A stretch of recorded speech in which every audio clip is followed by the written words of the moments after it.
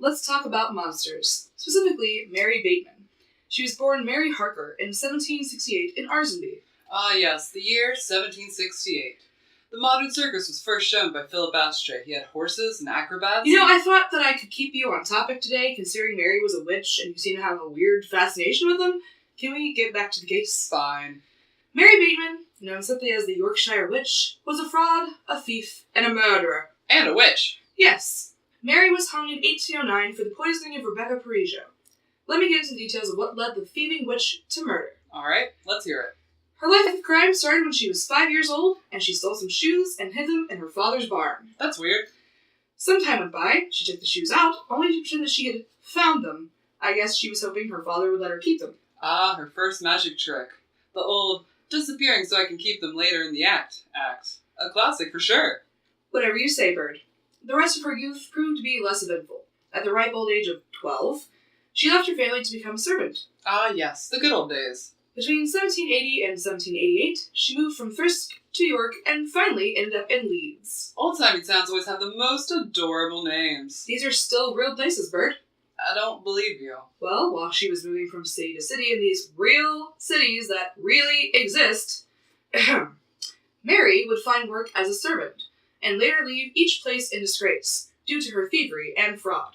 Often, she would leave her lodgings without collecting her pay or her belongings. Sounds like she was too embarrassed to show her face again.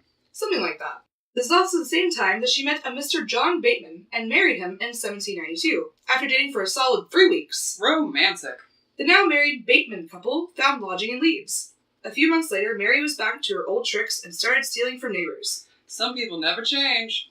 Around a year later, the two were able to find a proper house with lumps and bumps for Mary along the way, including pawning her husband's belongings and trying to hide it from him. But they're married. Eventually your husband's gonna figure out you're hawking his stuff. Maybe, but in almost every case I came across, she is caught in very silly ways, almost childlike. Well, she did leave home at, what, 12? At this point, she's 24, right? Yes, and I should point out that Mary had a pair of accomplices, from whom she said she learnt how to tell the future and cast spells. Is this some kind of witch apprenticeship? Sort of. Mary did tell people she learnt from Mrs. Moore and a Miss Blythe. Often, when Mary was performing her witchcraft, she would call on the two for help making potions. How does someone find a witch apprenticeship? I'm just asking for a friend. Well, Mrs. Moore and Miss Blythe, Mary's accomplices, were made up. Wait, so Mary had imaginary friends? Basically, yeah. Was Mary able to tell the truth? No, I don't think so. This next case is essentially how most of her cons played out. Let me introduce you to a Mrs. Greenwood. Mary convinced the woman that her husband had been captured and was being held by 4 men. Mary told Mrs. Greenwood she must give her 4 pieces of gold, 4 pieces of leather, 4 pieces of paper, and 4 brass screws, so Mary could screw down the men holding her husband. It sounds like the only one getting screwed is Mrs. Greenwood. Exactly. Mrs. Greenwood became suspicious after Mary asked for the gold and then ghosted that bitch. Don't you mean witch? Huh. Well, sometimes people would come to Mary for help. She somehow seemed to maintain her identity as a fortune teller and a potion maker. I guess there wasn't really a way to check on reviews on local sorcerers. I guess not, Bird. A young pregnant woman came to Mary to help her find the man that impregnated her. Is this like a old-timey Maury show? Sort of, I guess. Mary made a potion for the girl to drink. That was supposed to bring back her baby daddy. It worked! Huzzah! The man came back! Unfortunately, the young girl was in such a state of poor health, she lost the baby and died shortly after. Oh, well, the horrible lesson to take away from here is don't drink anything that Mary Bateman makes you. Let me light the mood a little with a little ditty. Ahem.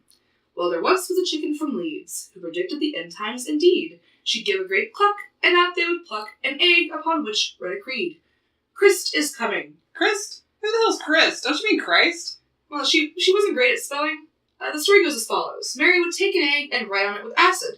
After the hens started laying the eggs, the whole town was convinced. Sky, how did Mary get the chickens to lay the eggs? She shoved them back into the hen's oviduct. What? You realize what kind of damage that does? What kind of sick monster shoves the eggs back into the chicken? I mean, that's exit only, lady. Well, Bird, she was later caught red-handed. The public was more upset about the animal abuse than they were about being hoaxed. That gives me some hope for humanity. But animal abuse isn't the reason we're here talking about Mary. We're here for witchery. Well, Mary's crimes do start to get a bit darker after the chicken hoax. If you ask me, the chicken case is really dark. It only gets worse from here. Mary is said to have tricked a boy into giving her his mutton.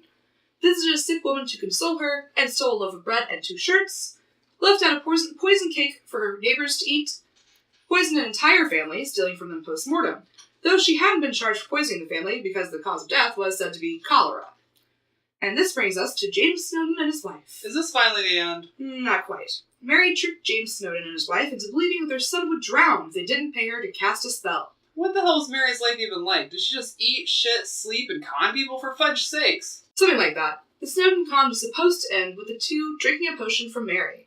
Thankfully, the 2 didn't drink the concoction, due in part to an article being published in the Leeds Mercury, a newspaper, on the 22nd of October, 1808. The potion was going to be poison, wasn't it? Probably. The other reason these Snowdens didn't drink it was due to Mary being arrested on October 21st for fraud. Oh, and the murder of Rebecca Parisia. Wait.